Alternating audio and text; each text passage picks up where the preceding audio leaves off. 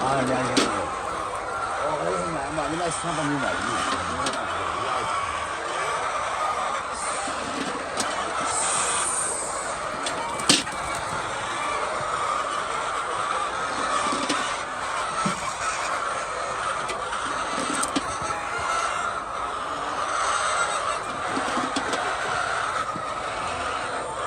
जितने भी काम करता ना तुम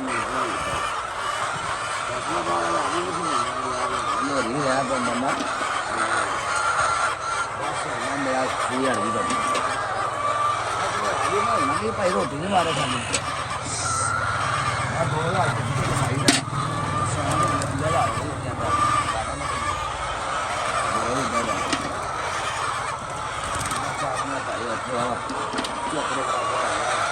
ਲੱਸੀਆਂ ਚਾਹ ਮਿਲਦੀਆਂ